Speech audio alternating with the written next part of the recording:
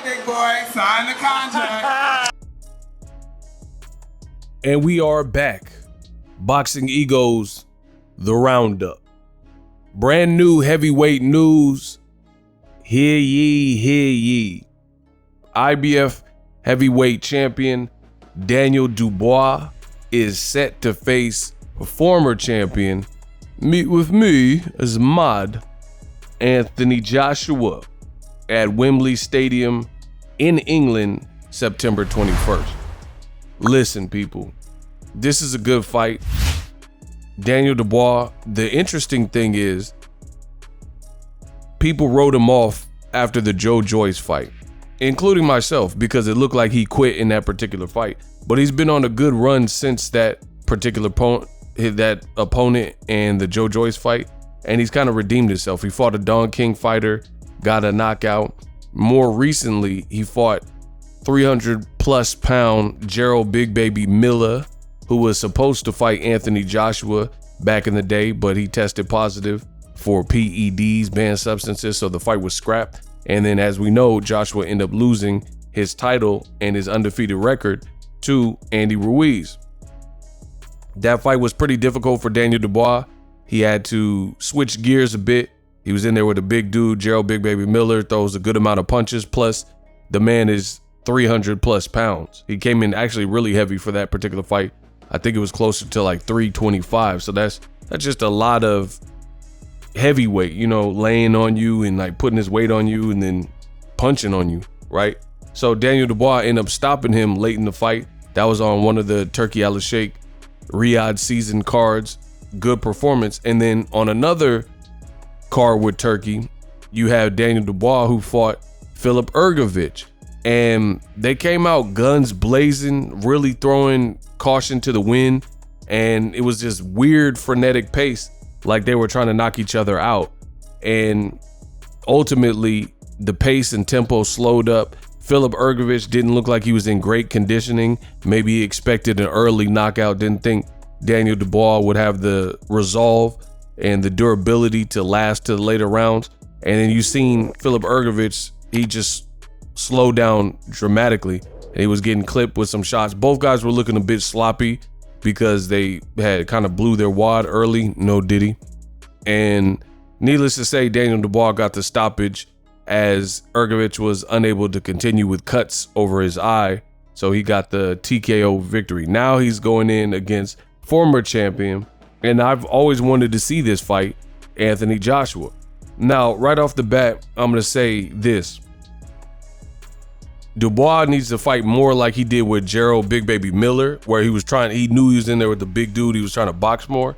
I think he's going to get flattened if he, out the gates, round one, is just throwing caution to the wind like he did with Filip Ergovic. I don't know why, because Daniel Dubois, I was following him on social media, and it looked like he was doing extensive training and was in good shape. That can't be the game plan, because it looked like they were just swinging for the fences. They was very amateur and rookie. That couldn't have been the game plan, in my opinion. And for me, Joshua's bigger. He has long arms. He's 6'6". He's bigger than Daniel Dubois. It would just be a game plan that you're not going to have as much success with Joshua doing that, because Joshua has technical ability and he has a great jab.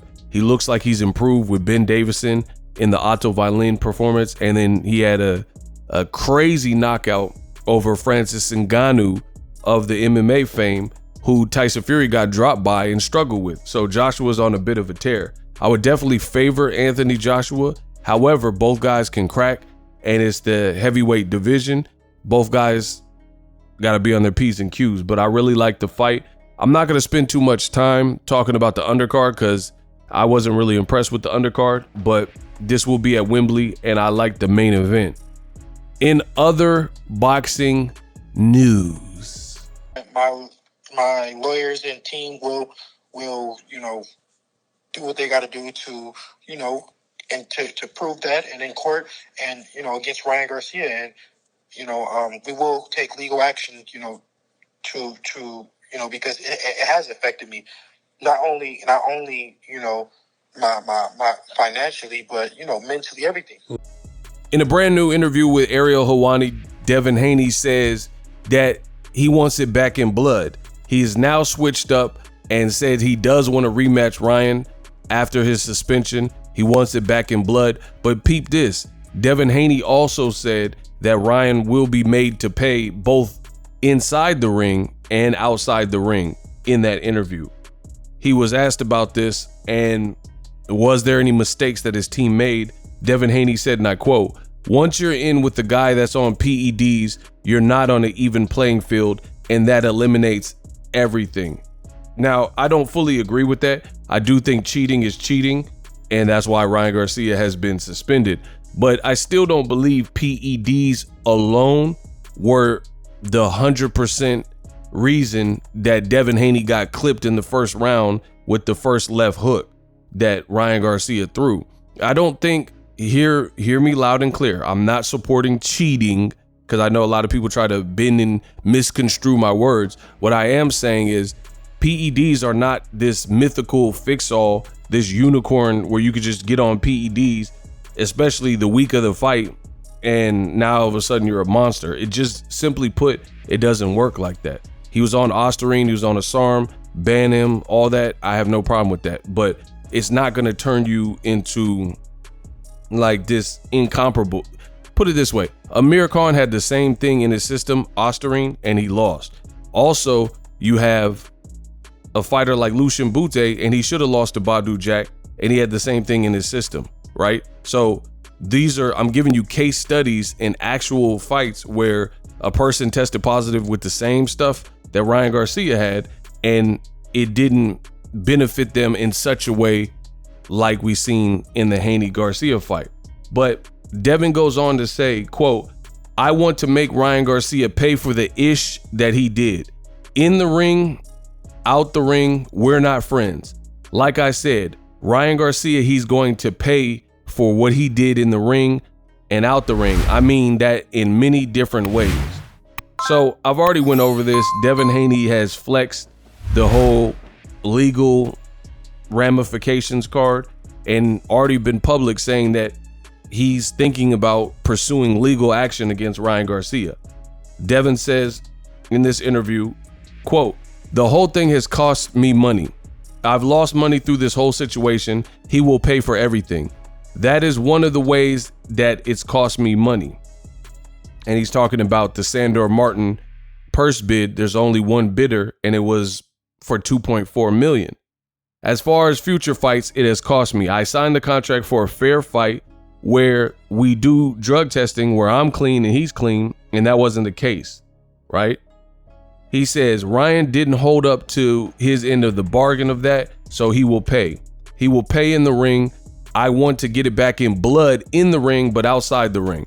I'm still a businessman, and this is a business. Ryan Garcia failed 5 tests, and no one is going to forfeit $1 million for something they didn't do, right?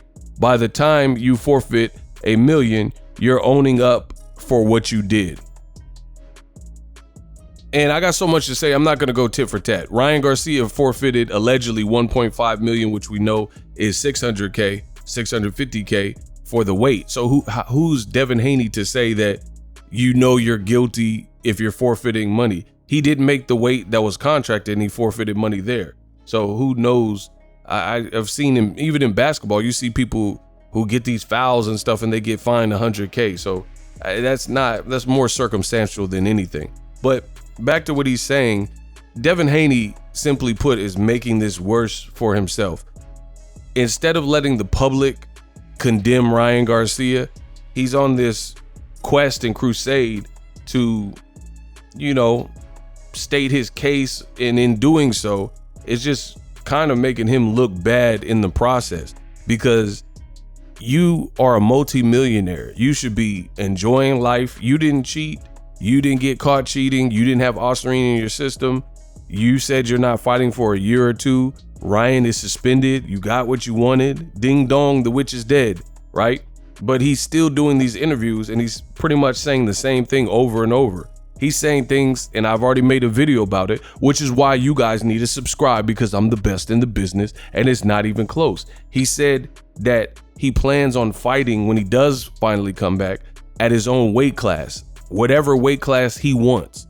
That sounds like a cop-out. You can barely make the weight without weighing in naked, and now you're saying when you come back that you're gonna fight in your own man-made weight class. What gives you that privilege? What gives you that authority?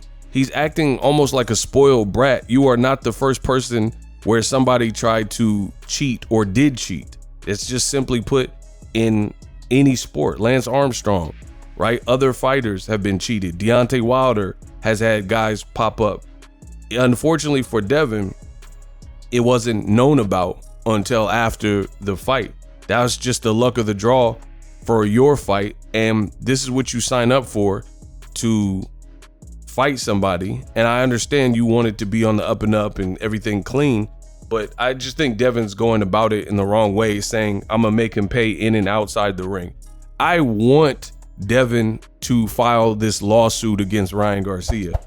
We have never really seen that. I mean, I have seen fighters sue other fighters. Pacquiao sued Mayweather for defamation at a point in time, but not exactly like this, because Pacquiao and Floyd, they hadn't fought at the point where Pacquiao sued Floyd Mayweather, and that was for defamation. Devin got mollywopped by Ryan Garcia in the physical fight. I'm not saying from the fight we seen, because that's the only thing I could judge. I can't judge an imaginary fight if Ryan passed all his tests. He didn't. So from what I seen, you were getting scraped, right? That's the fight everybody's seen. People can't unsee that.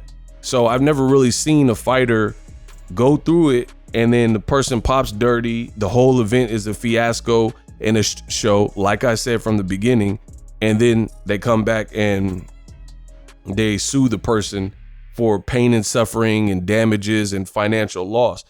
Another thing, and I keep telling you guys the same thing, in the court of law, a lot of people, they come to this internet and they bump gums and say whatever, but they don't really know what they're talking about. That's because to post a comment on the net is free. You could just say whatever you want. It doesn't mean it's factual, doesn't mean it's realistic. You just type whatever you want. So a lot of people, they say, yeah, Devin, sue him. This is great. You got a great case. Devin will win. Again, I have to see the actual lawsuit to see what the complaints are. But if your complaint is things like there was only one bidder for the Sandor Martin fight, and you're trying to associate that with Ryan, although it makes sense, you were off a bad performance, you got dropped, it probably did impact the fight. But here's the kicker. In the court of law, you have to be able to substantiate and prove, like through a case, through evidence, the direct correlation that X, Y, and Z happened, which in turn messed up my money. And I think that is not as easy as a lot of people think regarding Top Rank being the lone bidder for the Sandor Martin Devin Haney mandatory fight. Because Eddie Hearn, there's interviews with him before Devin even lost, and he said it wasn't that desirable of a fight, and he said that Devin Haney will have to take a pay cut to fight Sandor Martin. So maybe that's just an unattractive fight with your style, with his style, and then you combine the two styles. It's not Gervonta Davis versus Frank Martin, where you got two black fighters, athletic, both southpaws, both explosive, both got power, pretty fast hands, and some footwork. It's not even that type of fight. So Ryan's side could easily argue that the reason that fight only had one bidder was because it's just not that great of a fight. And it's so funny that Devin Haney, he's almost casting the blame at certain people, but then he doesn't cast the blame at Eddie Hearn, who threw you under the bus. And Eddie Hearn said, why should we bid on the fight? You're not signed to us. You got your own promotional company. And seemingly Devin Haney didn't seem to take offense to it, because in the same interview, he's saying, I still plan to work with Eddie Hearn. So when other people are saying stuff that's truthful, he seems to take offense to it. to the point where he blocks people or whatever. But then Eddie Hearn is saying stuff that is very damaging to your brand. And you're talking about, I'm still going to work with him and we'll do business in the future together. But what Eddie Hearn said was more condemning than what a lot of other people are saying regarding the Ryan Garcia fight. And I find that funny, how people pick and choose. You still want to work with Eddie Hearn. He completely threw you under the bus, said, why should we bid on the fight with Sandor Martin? We're going to do as we see fit and what benefits us. You're not signed to us. I don't have to go to bat for you when you're a free agent. So all in all, Devin just sounds ridiculous with all these demands and saying things are going to change, saying in a Ryan rematch, he's calling the shots, saying he's calling the shots with the weight and he's choosing to fight guys at whatever weight class that he wants and they don't have to be in the weight class. Just because you feel you've been wronged, what gives you the right to your next fight determine that, where you're just bigger than the weight classes and you don't have a network deal? You are off a bad performance in my perspective and the perspective of a lot of people. You just vacated your belt instead of fighting your mandatory Sandor Martin, and people are saying you're whining, crying, complaining.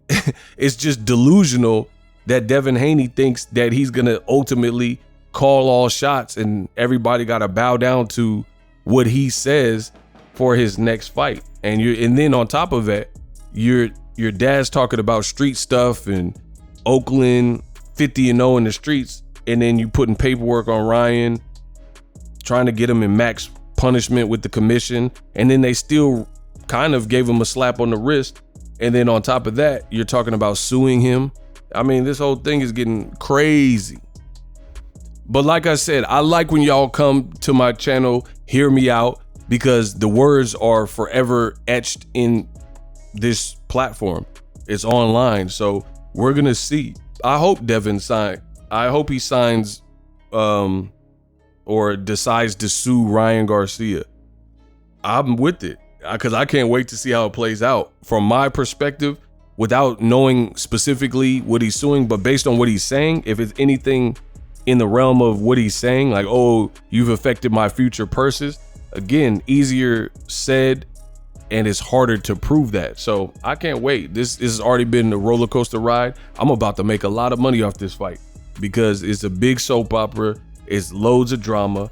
And the more Devin Haney talks, the deeper I think he's digging his own self into the hole much, much greater. You know, you said your piece. You call Ryan a cheater. The commission assigned him a punishment. You were dancing in a bowling alley. So seemingly you enjoyed and liked the punishment he got. And now you're still saying, oh, he got to see me. He's all over the place. 1 minute Devin Haney said he don't want to do a rematch. And then he says, I want it back in blood. And now he's screaming he wants a rematch. But it doesn't really sound believable to me. A man that's saying he's going to sue another man for emotional and financial damage doesn't really sound like a person that wants to fight. Furthermore, he's asking for Ryan to have gotten a less lean sentence and a longer sentence or a permanent ban. So these things are contradictions. They're oxymorons. You want to rematch Ryan, even though you've already been on wax and got criticism. That's why I think Devin is switching it now, because he received a lot of backlash because people said just settle in the ring with the clean rematch and just have Ryan tested up and down, right? And now he's doing the quote unquote tough talk and saying he wants the rematch and back in blood, stealing Wilder quotes from the Fury fight, right? Trying to act like Floyd Mayweather. I want it back in blood and I'm going to show y'all he is C-class fighter. I'm an A+ fighter when he's not on the juice. He's saying these things, but again, somebody who's suing you and asking for a longer restriction or a lifetime ban, how do you want to fight someone again and you want a rematch, but then in the same breath you're saying he should be banned for life? It doesn't even make sense. You want to fight a guy that you're saying shouldn't be able to get a boxing license. Now finally, it's looking like another great fight could be coming our way this October. That is WBC champion Mario Barrios and the legend himself from General Santos, Philippines, Manny Pacquiao. I believe I will, is going to pay me. This is a good fight. Now, let me give you guys more detail on what's going on. Hopefully you guys follow my channel. I produce content like this to let you know what's happening in the world of boxing. So I've spoke on it, but in case you're new, Mario Barrios just fought for the WBC interim in an eliminator against Marcos Maidana's brother. Yes, Maidana, who beat Adrian Broner. It was his brother, Fabian Maidana. This was on the Canelo Payday, you want payday, I know that, card last Cinco de Mayo, so a month ago. Mario Barrios, it was a pretty rugged fight. I think he definitely won, but his face was pretty banged up, if you will, at the end of the fight. He got it done. I think he banked enough early rounds, and simply put, Maidana's brother he wasn't letting his hands go quite enough. He was trying to look in the counter and outbox and move and stuff like that. I think he should have been more aggressive, at least in the second half of the fight. But needless to say, he's heavy-handed because he had Mario Barrios' face showing the signs of a true fight. So Barrios cleared that, beat Maidana's brother, and then now he was the WBC interim champion. The WBC then announced that Terrence Crawford, with his move up to 154 pounds to fight on the Riyadh season card against Israel Madrimov, who's a champion at 154. Crawford, who was previously 2X undisputed and carried and held that WBC belt, he then became a champion in recess. So you have Devin Haney, a champion in recess. His situation a little bit different, but again, if you follow my channel, you would know Devin Haney, he pretty much needs time off because of the Ryan Garcia fight and the punishment suffered. Crawford, he's a champion in recess because he's considering moving up. So they did this just in case, in case Crawford wants to come back. Like, let's say he didn't feel right at 154, or if he lost to Madrimov, maybe Crawford would then move back down to 147. So because he was undisputed, Crawford kind of has that free range. But after the Madrimov fight, Crawford must notify the WBC what he intends to do, as if he's going to keep the belt or if he's going to stay at 154. So Mario Barrios just became the full champion. He got elevated to the full champion, right? Because he was the interim champion. That's usually how it works. So Pacuiao has decided he's not just trying to do exhibition. He wants to continue his pro career. So what better way than to fight a champion, new champion, doesn't matter. And this is a good fight. And I think this is a great fight for Pacuiao because, let's be real, Pacquiao's not going to come back and fight a Jaron Boots Ennis, more than likely, to me, because it's just a super dangerous fight. Jaron Boots Ennis is huge. He would be way bigger than Pacuiao. So you got to be realistic. Mario Barrios is a guy like Pacuiao who started in smaller divisions. He was fighting at 140 and stuff like that. So I think it's a good fight. Barrios, he's only been stopped by Tank Davis, although he does have a loss to Keith Thurman, which the legend of Tank Davis grows because Tank dropped him probably like 3 times in the fight. And in addition to dropping him, he came when Floyd Mayweather at the time, who was working with Tank, he said, you need to step it up. You might be behind on the scorecards. Then Tank did just that, stepped it up and ended up stopping Barrios. Something Keith Thurman, Ugas, Maidana's brother, none of those people did. So it would be a testament to Pacquiao's veteran experience if he's able to do like Tank and to try to stop, if he can actually stop Barrios. So I like it. I think it's a reasonable fight. Mario Barrios' team spoke out and said once Mario was getting elevated, Pacquiao wanted to make history. Barrios is the guy that he wants to fight for the WBC title. We're all moving forward, no doubt about that. It's just a matter of putting together where the fight is going to be and all the little details here and there. But Manny Pacquiao wants to fight and Mario Barrios wants to fight. So they're talking about this is intensifying, and Pacquiao wants to come back and fight for a title for real, and the fight could happen in October. So as of me recording, this is not confirmed.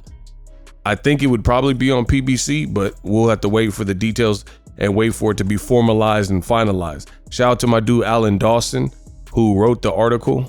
He's a boxing reporter, but they're saying basically they have an agreement in place in terms of the general terms and conditions, and they're looking for, like, is it going to be in Vegas? Are we doing it in Texas, AT&T Stadium?